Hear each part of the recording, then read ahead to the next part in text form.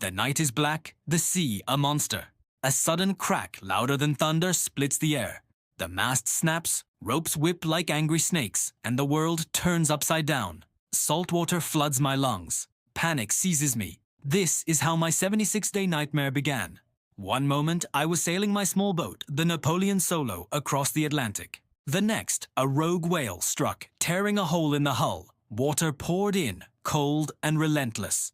I scrambled for my life raft, grabbing a few supplies, my mind a blur of terror.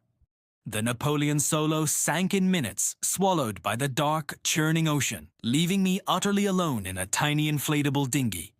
The first few days were a chaotic blur of shock and disbelief. The storm that followed the whale strike was merciless. Waves as tall as buildings crashed over my raft, threatening to flip it, to send me into the abyss. I bailed water with my bare, trembling hands, my knuckles raw and bleeding. The wind howled, a constant, deafening scream. My world was reduced to this tiny, fragile bubble of existence, tossed about by an indifferent, violent sea. The horizon was a gray, endless line in every direction. No ships, no land, just the vast, terrifying expanse of the Atlantic. My food was gone in a week. My water ran out soon after. Hunger became a physical pain, a gnawing emptiness in my stomach. Thirst was worse. It was a fire in my throat, a headache that split my skull. My lips cracked, my tongue swelled. I became obsessed with the thought of water. I licked the morning dew off the raft's rubber skin, desperate for a single drop of moisture. I built 2 solar stills from plastic bags and a tin can, a desperate invention to distill seawater. They produced just a few precious ounces a day, barely enough to keep me alive. For food, I became a hunter. I speared fish with a makeshift harpoon. I even caught a turtle, a moment of brutal necessity that haunted me. Every day was a battle for survival, a fight against the elements and my own despair. The loneliness was a crushing weight. Days bled into nights. I talked to myself, to the birds that sometimes landed on my raft, just to hear a voice. The sun was a brutal enemy, scorching my skin, leaving it blistered and peeling.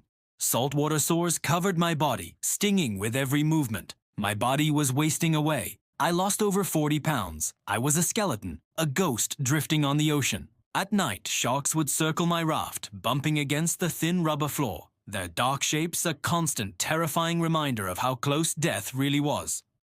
More than once, I thought about giving up, about just slipping into the water and letting it all end, but something inside me, a stubborn spark of hope, refused to die. I would look at the stars, a breathtaking canopy of light in the pure dark sky, and I would promise myself I would see another sunrise. On the 76th day, my hope was nearly extinguished. I was weak, delirious, drifting in and out of consciousness. I saw a shape on the horizon. I thought it was another hallucination, my mind playing tricks on me again. But it grew larger. It was a ship, a real ship. I summoned the last of my strength, waving my arms, screaming with a voice that was barely a croak. They saw me.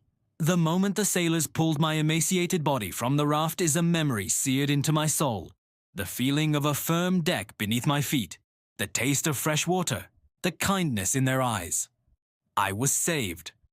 I had drifted over 1,800 miles across the Atlantic. I had faced the very worst nature could throw at me, and I had survived.